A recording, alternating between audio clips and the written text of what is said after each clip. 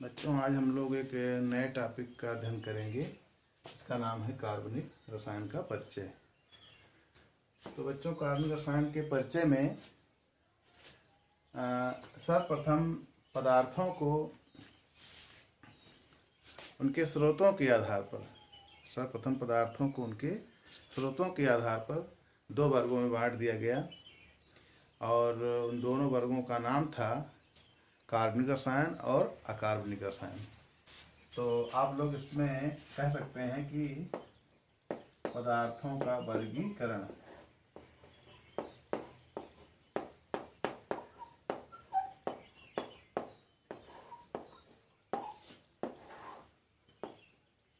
तो बच्चों, जैसे कि हमने बताया कि सर्वप्रथम पदार्थों को उनके स्रोत माने जहाँ से वो पदार्थ मिलते हैं। स्रोत मीन्स पदार्थ जहाँ से पाए जाते हैं, उसके आधार पर पदार्थों को दो वर्गों में बांट दिया गया। और उसमें पहला वर्ग का नाम है कार्बनिक रसायन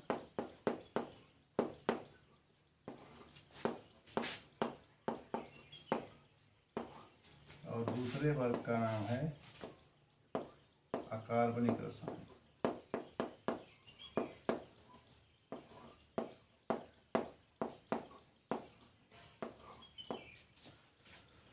तो बच्चों, कार्बनिक रसायन के अंतर्गत वे पदार्थ आते हैं, इस धारणा के अनुसार, जो सबसे पुरानी धारणा थी जिसके आधार पर इनको दो वर्गों में बांट दिया गया, इस धारणा के अनुसार कार्बनिक पदार्थ ऐसे पदार्थों को कहा गया जो पेड़ पौधों, जीव जंतुओं अर्थात सजीवों से प्राप्त होते हैं। अर्थात सजीवों का मतलब पेड़ पौधों, जीव जंतुओं आदि से होने वाले पदार्थ कार्बनिक पदार्थ कहलाए। जैसे कि यूरिया है, गोंद है। तो कार्बनिक रसायन के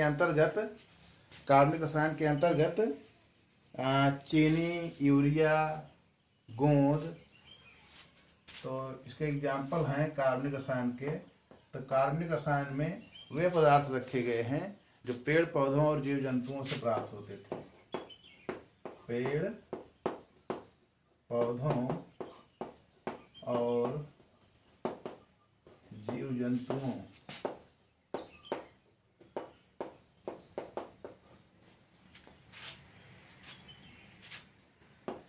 से प्राप्त होने वाले पदार्थ। इसके अंतर्गत जैसे चीनी, यूरिया, गोंद, अल्कोहल,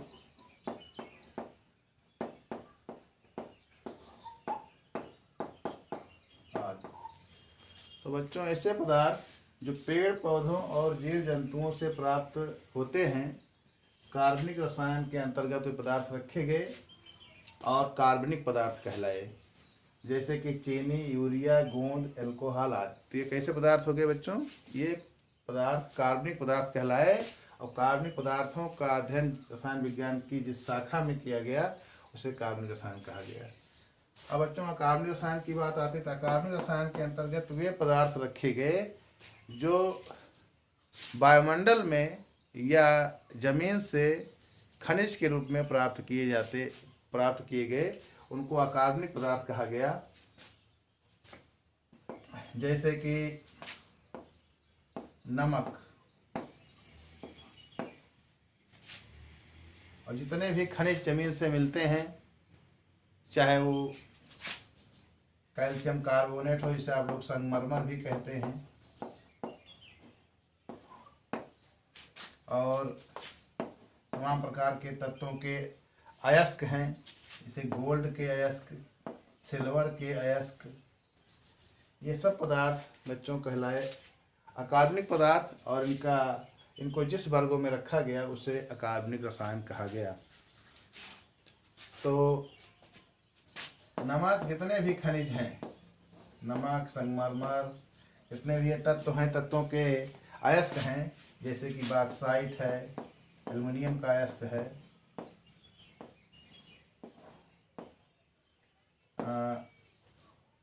कॉपर पायराइट है, जो कि कॉपर का अयस्क है।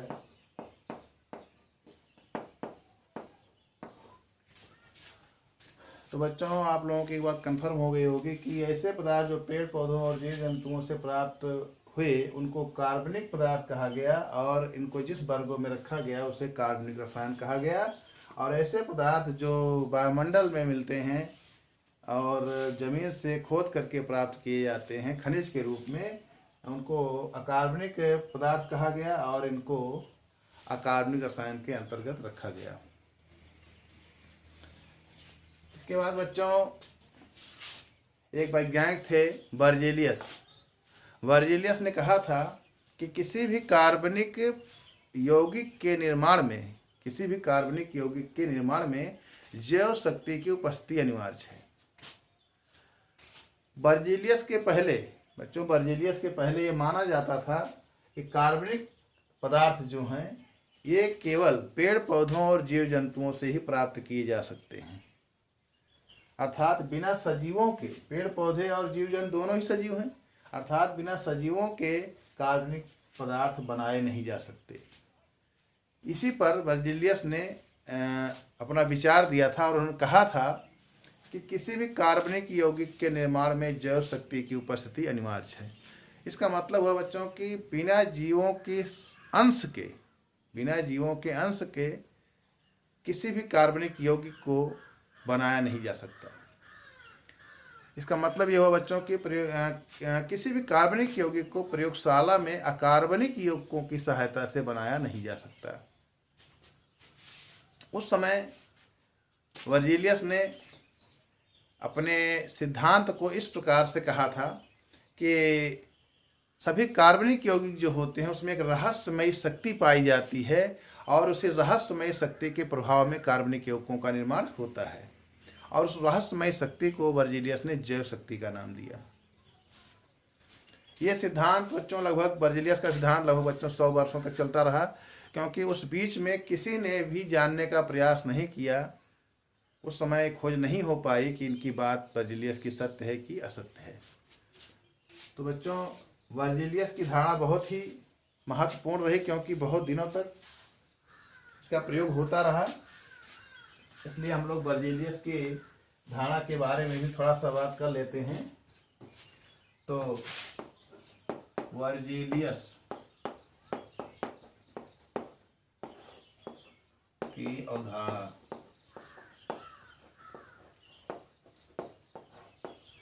तो बच्चों बर्जेलियस ने कहा था किसी भी कार्बनिक यौगिक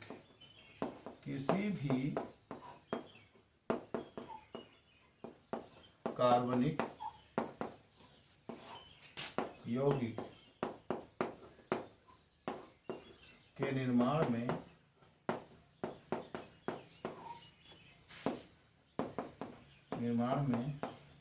जैव शक्ति की उपस्थिति अनिवार्य है।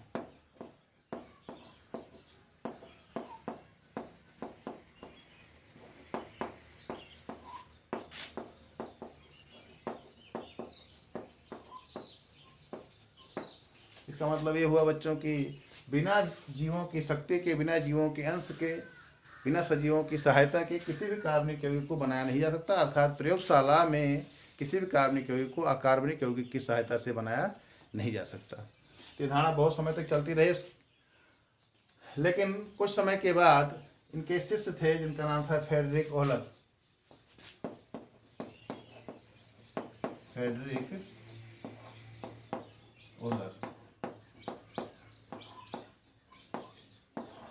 फ्रेडरिक ओहलर प्रयोगशाला में अमोनियम साइनेट का टेस्ट कर रहे थे, जो कि एक अकार्बनिक यौगिक है। और जब उसको उन्होंने प्रयोगशाला में गर्म किया अमोनियम साइनेट को, तो वो यूरिया एक नए तत्व में तब्दील हो गया, एक नए यौगिक में तब्दील हो गया, और वो यूरिया जो है एक कार्बनिक यौगिक है। तो यहीं से फ्रेडरिक ओहलर के इस टेस्ट से, इस प्रयोग से बर्जेलियस के जो सिद्धांत था इसको काफ़ी हानि पहुंची और इसका अंत हो गया। तो फ्रेडरिक ओहलर ने क्या बताया बच्चों, इन्होंने टेस्ट किया अमोनियम साइनेट का, NH4CnO। अमोनियम साइनेट को प्रयोगशाला में गर्म कर रहे थे, बिल्कुल गर्म किया इन्होंने, तो चेंज हो गया एक नए तत्व NH2 C double bond O NH2। और बच्चों इस कंपाउंड का नाम है यूरिया, और ये एक कार्बनिक कंपाउंड है, ये एक कार्बनिक यौगिक है। जबकि अमोनियम साइनेट एक अकार्बनिक यौगिक है,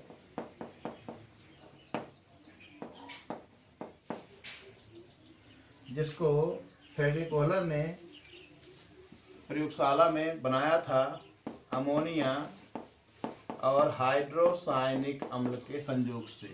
बच्चों जो अमोनिया और हाइड्रोसायनिक अम्ल की क्रिया कराई जाती है तो अमोनियम साइनेट प्राप्त होता है NH4CnO।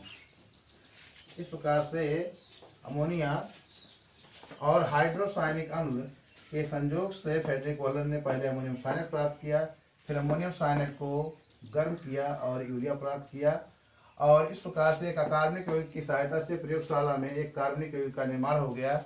इसके बाद बहुत सारे वैज्ञानिकों ने नए नए खोज, नए नए प्रयोग करने शुरू कर दिए, जिससे कि ढेर सारे यौगिक प्रयोगशाला में कार्बनिक यौगिकों को बनाया जा सके। और इसी के साथ ही फ्रेडरिक वॉलर की इस खोज के साथ ही वर्जिलियस के सिद्धांत का अंत हो गया। तो बच्चों यहाँ पर आप लोगों ने देखा होगा कि वर्जिलियस ने पहले कहा था किसी भी कार्बनिक यौगिक के निर्माण में जैव शक्ति की उपस्थिति अनिवार्य है, अर्थात बिना जीवों के अंश के किसी भी कार्बनिक यौगिक को प्रयोगशाला में नहीं बनाया जा सकता। इस सिद्धांत का खंडन कर दिया उनके शिष्य फ्रेडरिक वॉलर ने।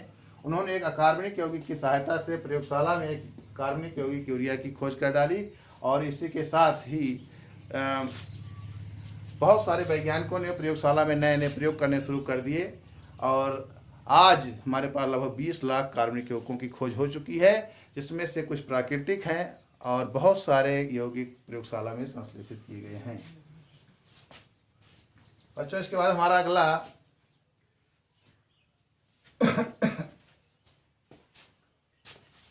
इसके बाद आप लोगों को अगली चीज जाननी है कार्बन की संयोजकता।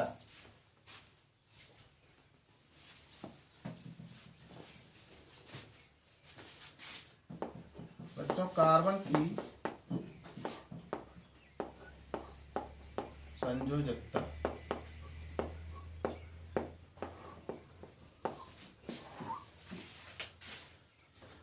जो कार्बन का प्रतीक है, सिंबल है C, इसका परमाणु क्रमांक 6 है और परमाणु भार 12 है सॉरी।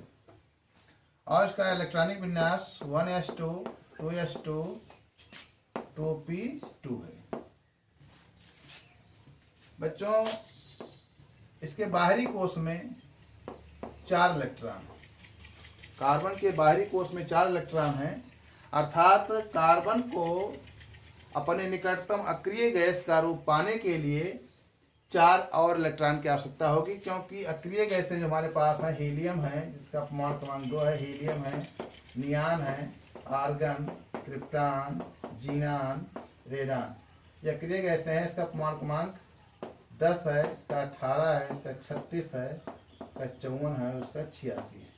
बच्चों कार्बन का परमाणु क्रमांक 6 है, ये अपने निकटतम अक्रिय गैस नियान का रूप प्राप्त कर सकता है, और उसका रूप प्राप्त करने के लिए जो है इसको 4 इलेक्ट्रॉन की आवश्यकता होगी। क्योंकि 4 इलेक्ट्रॉन देना और 4 इलेक्ट्रॉन का लेना दोनों ही काम मुश्किल है, इसलिए कार्बन ना किसी से लेता है ना किसी को देता है, बल्कि ये सहसंयोजकता की धारणा का पालन करता है और साझा करके, बहुत सारे परमाणुओं के साथ साझा करके अपनी 4 वैलेंसी बनाता है। इस प्रकार से बच्चों कार्बन की संयुक्ता होती है 4, क्योंकि इसको पनाष्टक प्राप्त करने के 4 इलेक्ट्रॉन की आवश्यकता होती है। 4 इलेक्ट्रॉनों की कमी है, इसलिए ये 4 इलेक्ट्रॉन ले करके नहीं बल्कि 4 परमाणुओं के साथ साझा करके 4 वैलेंसी बनाता है। इस प्रकार से इसकी संयुक्ता 4 होती है।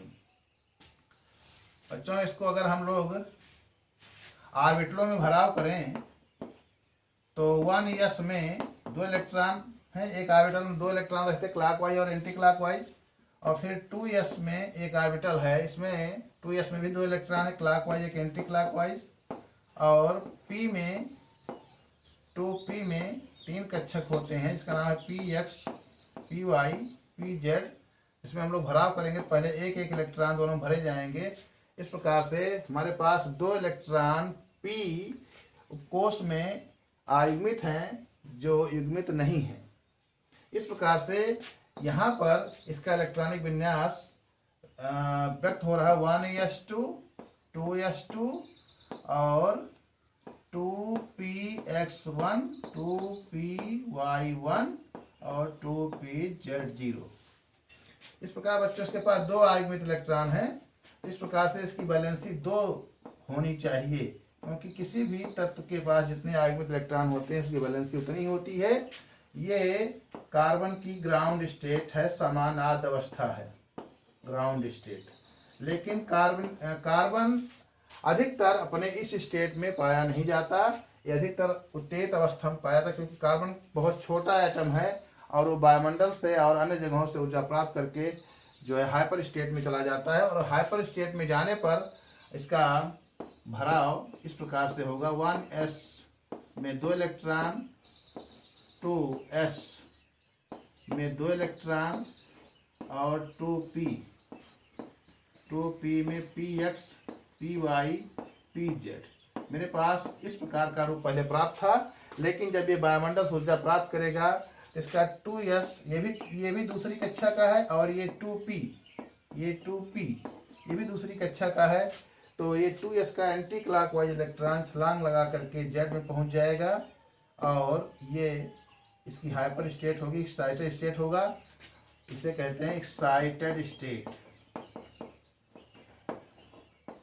और एक्साइटेड स्टेट में कार्बन के पास 1 2 3 4 आयुग्मित इलेक्ट्रॉन हैं, इसलिए इसकी वैलेंसी होगी 4 और अधिकतर कार्बन अपने इसी स्टेट में पाया जाता है। इस प्रकार से बच्चों याद रखना है कि कार्बन की संख्या कितनी होती है, 4 होती है। और कार्बन अपनी चारों संयोजकताएं 4 सह संयोजक बंध बना करके पूरी करता है। और वो किस प्रकार से अपनी संयोजकता को पूरी कर सकता है। कार्बन अपनी चारों संयोजकताएं एकल एकल बंध बना करके पूरी कर सकता है, या तो एक डबल बंध बनाए और 2 सिंगल बनाए, या तो एक ट्रिपल बनाए एक सिंगल बनाए, या तो दोनों डबल बनाए। इस प्रकार से कार्बन 1 2 3 4 तरीके से अपनी चारों संयुक्ताओं को पूरा कर सकता है।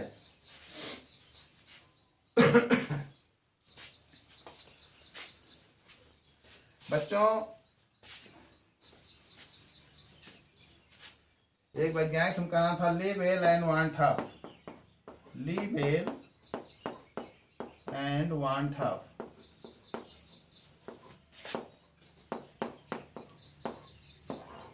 इन्होंने बताया था कि मेथेन, जिसका सूत्र CH4, मेथेन में एक कार्बन है। अगर मेथेन के कार्बन को समचतुष्फलक के केंद्र पर रख दिया जाए, तो समचतुष्फलक इस प्रकार से हम लोग बनाएंगे।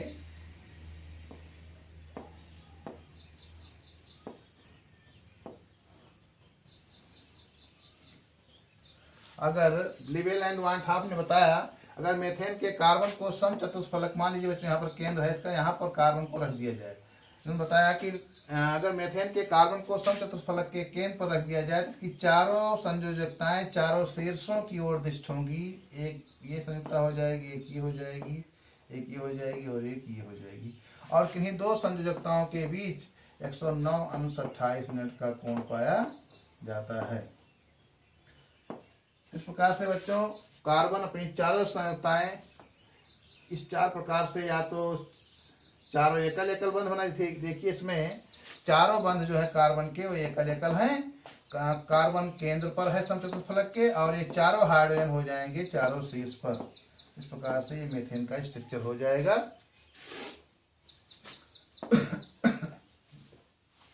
तो बच्चों आज के लिए इतना ही, फिर अगले दिन मिलेंगे।